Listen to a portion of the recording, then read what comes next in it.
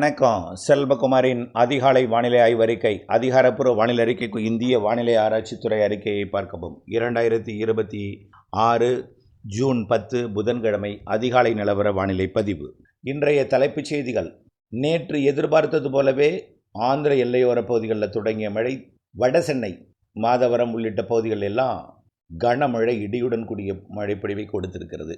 அதற்கு பிறகு ஆங்காங்கே மழைப்பொழிவு பொழிந்து செயலிழந்தது. கோயம்புத்தூர் மாவட்டம் கோளார்பட்டியில் கூட மழை, அதாவது எங்கன்னா உடுமலைப்பேட்டை பொள்ளாச்சி இடைப்பட்ட பகுதியில் கோளார்பட்டி தெற்கு பகுதி. மேற்கு தொடர்ச்சி மலையில் கனமழை தான் பொழியுது. குற்றால அருவியில் தொடர்ந்து வெள்ளப்பெருக்கு, குளிப்பதற்கு தடை. கன்னியாகுமரி மாவட்டத்தில் நல்ல மழை, வால்பாறையில் நல்ல மழை. இந்த நிலையில் இன்றைய தலைப்புச் செய்தியில் மிக முக்கியமானதே, இன்று மேலும் மழை பொழிவு, மாலை இரவு இடிமழை பொழிவு பரவலாகும். கர்நாடக எல்லையோரம் கிருஷ்ணகிரி மாவட்டம் தொடங்கி சென்னை வரைக்கும் இது தொடர்பான விரிவான அறிக்கையை சமர்ப்பிக்க போகிறேன். இன்னும் உள்பகுதிகளையும் உண்டு, உங்களுக்கு கூட வாய்ப்பு இருக்கலாம். இன்றைக்கு எங்கே மழை என்பதை கேளுங்க. நாளைக்கு வட உள் மாவட்டங்கள் பரவலாகிறது, டெல்டாவுக்குள்ளும் நுழைகிறது கனமழை, இடிமழை. தென் மாவட்டங்களுக்கும் ஒரு சில இடங்கள் எங்கே என்பதையும் கேளுங்கள். ஆக 13, 14, 15 என்று இந்த மாத இறுதி வரை இடிமழை பொழிவும் இருக்கும். படிப்படியாக இந்த மாதம் 18ஆம் தேதிக்கு மேல் தென்மேற்கு பருவமழை வலுவடைய போகிறது. நாம் ஏற்கனவே அறிவித்திருந்தோம். 15ஆம் தேதிக்கு மேல் வலுவடைய தொடங்கி 12ஆம் தேதிக்கு மேல் வெப்பச்சலன இடிமழை பொழிவு வலுத்திருக்கும், பரவலாகிவிடும். எல்லாருக்கும் உண்டு. 15, 16லாம் அதாவது பாலக்காட்டு கணவாய் பகுதிக்கும் உண்டு மழை. இதில் எப்போ என்பதை கேளுங்கள். வட உள் மாவட்ட பகுதிகளில் தினசரி மழை தான், குளிரப் போகிறது. ஆக அனல் காற்று வீசிக்கொண்டிருக்க இடத்துல, வெப்ப அலை வீசிக்கொண்டிருக்க இடத்துல இனிமேல் குளிர் அலை வீசப்போகிறது. மாலை இரவு நேரங்களில் பகலிலே புழுக்கம் ஏற்பட்டாலும் மீண்டும் மீண்டும் அடுத்தடுத்த நாட்களில் இடிமழை பொழிவு வந்து கொடுக்கும். ஆக வரக்கூடிய நாட்கள் இன்று தொடங்கி எப்படி இருக்கும் என்பதை விரிவாக பார்ப்போம். உங்களுக்கு எப்பொழுது என்பதை இதிலே பார்ப்போம். நேற்றைக்கு மழைப்பொழிவை கொஞ்சம் பார்த்துருவோம். எங்கன்னு கொஞ்சம் டீட்டெயிலாக. நல்ல மழைப்பொழிவு வட சென்னை, திருவள்ளூர் மாவட்டம், சென்னையை ஒட்டிய பகுதிக்கும் மழை. நேற்றைக்கு புழல் 20 மில்லிமீட்டர், மாதவரம் 20 மில்லிமீட்டர், அதேபோல் மஞ்சம்பாக்கம் 22 மில்லிமீட்டர், மாதவரம் மேற்கு 18 மில்லிமீட்டர், புழல் 25 மில்லிமீட்டர், கதிர்வேற்காடு 20 மில்லிமீட்டர், மேலும் அண்ணாநகர் மேற்கு 20 மில்லிமீட்டர், இல்லை 2 சென்டிமீட்டர் பெஞ்சிருக்கு சரியா. கொரட்டூர் 18 மில்லிமீட்டர். இன்னும் பல இடங்களில் மழை தான், அது தொடர்பாக இப்போ அறிக்கையில் பார்ப்போம். கொஞ்சம் டீட்டெயிலாக மழை உங்களுக்கு உண்டு. இறுதி வரை அன்போடு கேட்டுக்கொள்கிறேன்.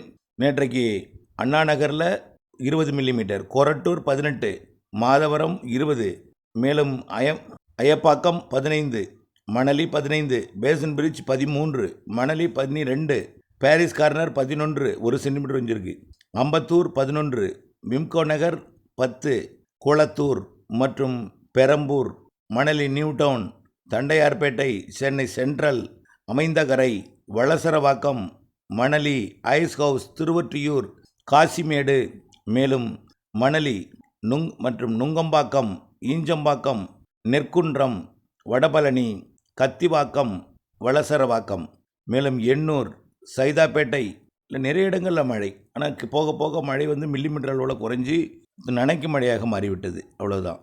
நல்ல மழைப்பொழிவு பொழிந்திருக்கிறது. அதே போல் கன்னியாகுமரி மாவட்டத்திலேயும் நல்ல மழை.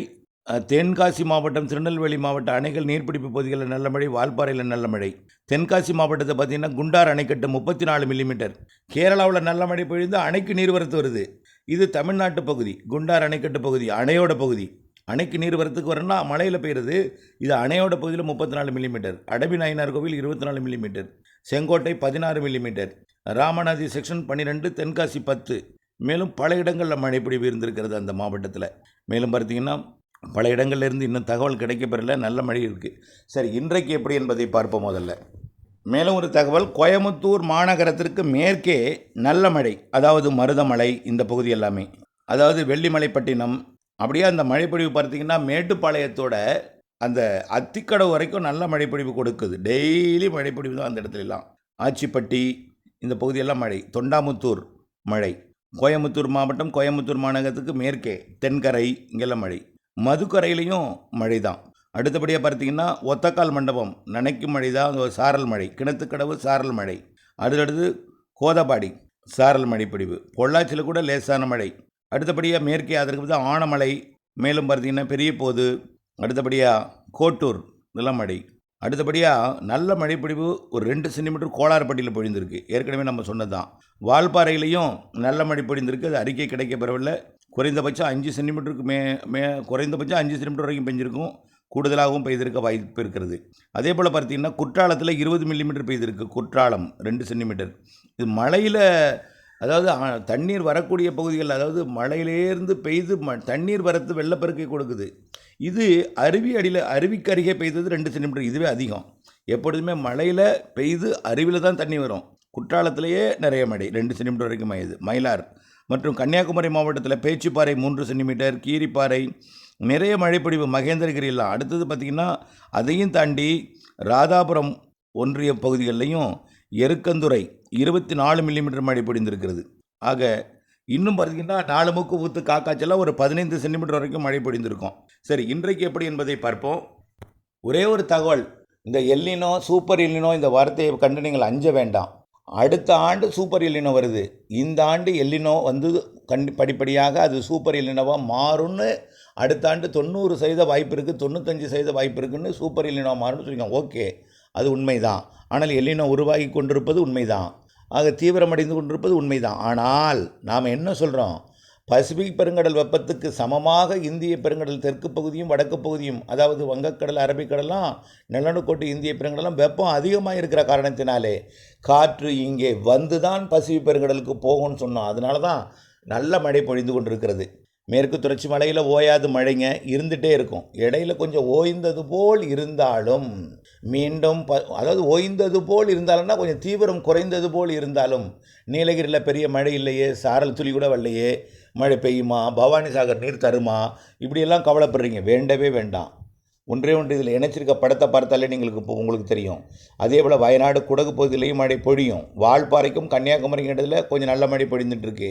அதே போல் உடுப்பி மற்றும் கர்நாடக பகுதியில் கடலோர பகுதிகளில் வெளுத்த மழை பொழிந்துட்டுருக்கு. இன்னும் காவிரி நீர்பிடிப்பு பகுதிகள், பவானி சாகர் நீர்பிடிப்பு பகுதிகள் மழை குறைவாக இருந்தாலும் பொழிய போகிறது என்பதை நினைவில் கொள்ளுங்கள். கவலையெல்லாம் தூக்கி எறிந்து விடுங்கள். இன்றைக்கு தமிழ்நாட்டில் இன்று முதல் தமிழ்நாட்டில் வெப்பம் குறைய போகிறது. காரணம், வெப்பச்சலன இடிமழை பிடிப்பு கொடுக்க போகிறது. இன்றைக்கு பொதுவாக வழக்கமாக பெய்து கொண்டிருக்கக்கூடிய தென்மேற்கு பருவமழை பெய்து கொண்டே இருக்கும்.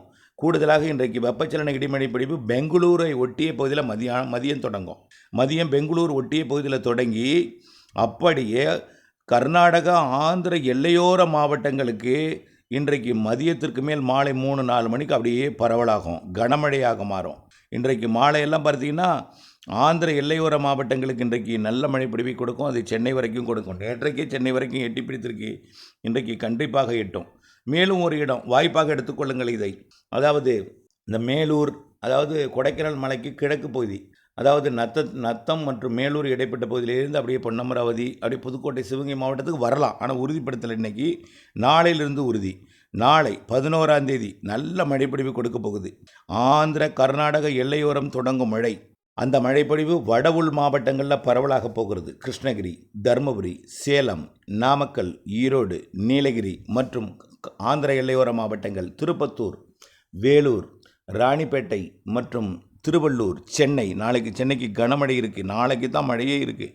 நல்ல மழை வடவுள் பகுதிகள்லாம். சென்னை, திருவள்ளூர், செங்கல்பட்டு, காஞ்சிபுரம், திருவண்ணாமலை, கள்ளக்குறிச்சி, விழுப்புரம் போன்ற மாவட்டங்களுக்கும் அங்கே பெய்து கொண்டிருக்கக்கூடிய அதே வேளையில் இந்த பக்கம் கொடைக்கானலுக்கு கிழக்கே இருக்கக்கூடிய பகுதிகள், நத்தம், மதுரை இடைப்பட்ட பகுதி, அப்படியே துவரங்குறிச்சி, பொன்னமராவதி மற்றும் அப்படியே சிங்கம்புணரி போன்றவை, வாடிப்பட்டி, சோழவந்தான், பாலமேடு போன்ற பகுதிகளிலிருந்து ராமநாதபுரம், சிவகங்கை மாவட்ட பகுதிகளுக்கும் கொஞ்சம் தூத்துக்குடி மாவட்டத்தின் உள்பகுதிகளுக்குமே மழைப்பொழிவு கொடுப்பதற்கும், விருதுநகர் மாவட்ட கிழக்கு பகுதிக்கும் மழைப்பொழிவு கொடுப்பதற்கு சாதகம் இருக்குது. அதே நேரத்தில் அது கடலூர் அப்படியே படிப்படியாக மாலைக்கு பிறகு முன்னிரவிலே கரூர், நாமக்கல் மாவட்டத்தின் பகுதிகளுக்கும், அப்படியே ஈரோடு மாவட்டம் தெற்கு பகுதிக்கும், கோயம்புத்தூர் வடக்கு, திருப்பூர் வடக்கு, மேலும் திருப்பூர் தெற்கு, திருமூர்த்தி பகுதிகள், மேலும் திண்டுக்கல் மாவட்டத்தில் ஆங்காங்கே, அப்படியே மணப்பாறை உள்ளிட்ட பகுதிகள், கரூர் மாவட்ட வடக்கு பகுதி உறுதியாக, திருச்சி மாநகருக்கு வடக்கே உள்ள பகுதிகள் மற்றும் பெரம்பலூர், அரியலூர், கடலூர் மற்றும் மயிலாடுதுறை, புதுச்சேரி மற்றும் அரியலூர், பெரம்பலூர், நாகப்பட்டினம், நாளைக்கு 11ஆம் தேதி நாகப்பட்டினம், திருவாரூர், தஞ்சாவூர் மற்றும் புதுக்கோட்டை மாவட்டத்தின் பகுதிகளுக்கும் மழைப்பொழிவை கொடுக்கும். கண்டிப்பாக நாளை கோடியக்கரை முனை வரைக்கும் மழை எட்டி கடலுக்குள்ளும் இறங்கும். அது இலங்கையோட யாழ்ப்பாணம் பகுதிக்கும் நாளை மழைப்பொழிவை கொடுக்கும். டெல்டாவை தாண்டி புதுக்கோட்டை, தஞ்சாவூர் மற்றும் திருவாரூர், நாகப்பட்டினம், காரைக்கால், மயிலாடுதுறை மற்றும் அரியலூர், பெரம்பலூர், கடலூர் மாவட்டங்களுக்கும் பொழிந்து அதையும் தாண்டி கடலுக்குள் இறங்கி இலங்கையின் வடக்கு பகுதியாம் யாழ்ப்பாணம், காங்கேசனத்துறை பகுதிக்கும் பொதுவாக இலங்கையோட தென்மேற்கு பகுதியில் சாரல் மழை பொழிவு தென்மேற்கு பருவமழை பொழிந்து வருகிறது. வரக்கூடிய நாட்களிலே வடக்கு மாகாணங்களுக்கும் டெல்டாவிலிருந்து மழைப்பொழிவு எட்டி பிடிக்கும் என்று எதிர்பார்க்கப்படுகிறது. நாளை அது எங்கே மட்டும் இப்போ சொல்லலை பார்த்தீங்களா, காற்று பகுதிக்கு மட்டும்தான் நான் சொல்லலை. இதில் காற்று பகுதி மட்டும் ஒதுக்கியிருக்கிறேன். காற்று பகுதி என்பது எது?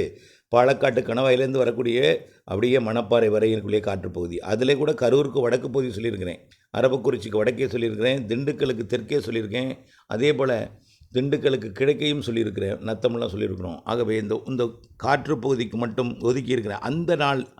அந்த இடத்திற்கு பெய்யக்கூடிய நாள் அடுத்தடுத்த நாட்களில் வரப்போகிறது.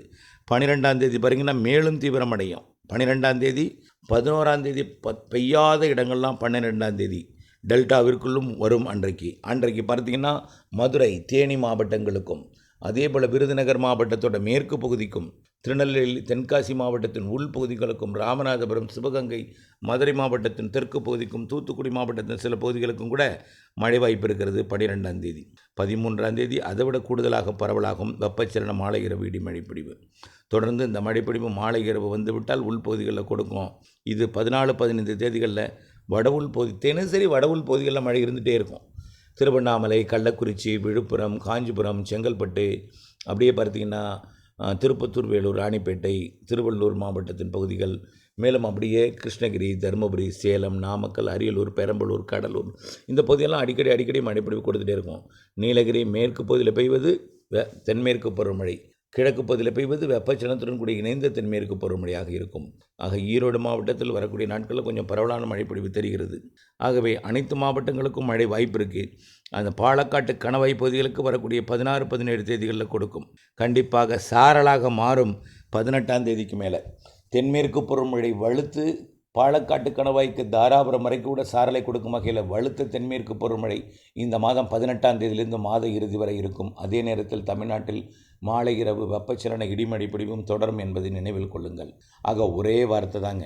இன்றைக்கு கர்நாடக எல்லையோரம் தொடங்கும் மழை ஆந்திர எல்லையோரம் மற்றும் வடவுள் மாவட்டங்களில் மழைப்பொழிவை கொடுக்கும். நேற்றைக்கு சென்னைக்கின் வடபகுதிகளிலும் மாநகரின் வடக்கு பகுதிகளுக்கும் கொடுத்திருக்கிறது.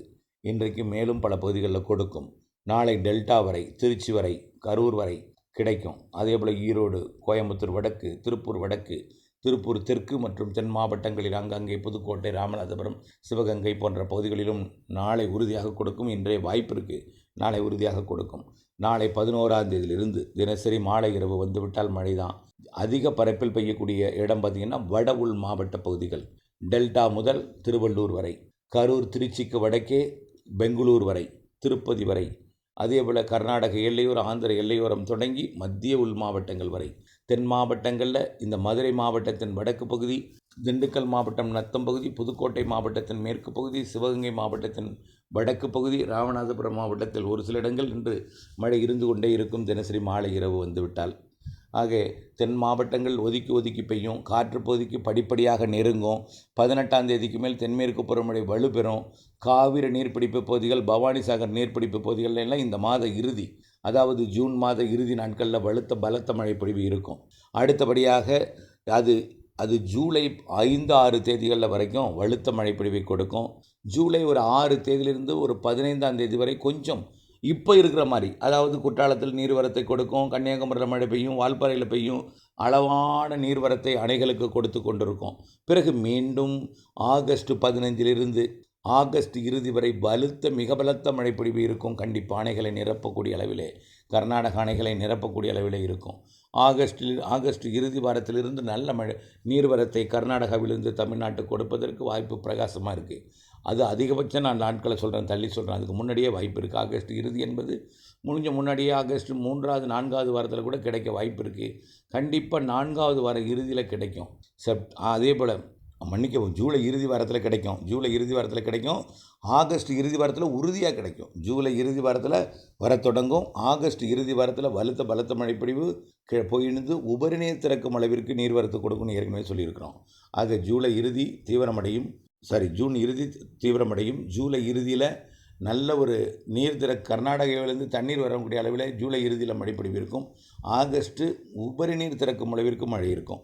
ஆகவே தயவுசெய்து புரிஞ்சுக்கிங்க, இந்திய பெருங்கடல் வெப்பம் உயர்ந்திருக்கிற காரணத்தினாலே, நீராவி அதிகம் வெளியாகிற காரணத்தினாலே, நீராவி சுமந்து வரக்கூடிய காற்று கேரளாவிலையும் கர்நாடகாவிலும் நுழைந்து நல்ல மழைப்பொழிவை கொடுக்கும்.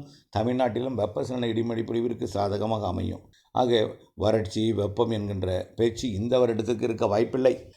செப்டம்பர் பிறந்ததுமே மழை, வடகிழக்கு பருவமழை போலவே செப்டம்பர் பிறந்ததும் நல்ல ஒரு மழைப்பொழிவை கொடுக்க தொடங்கிட்டோம். காரணம், ஆந்திர பிரதேசத்தை ஒட்டி காற்று சுழற்சிகள் நீடிக்கும்.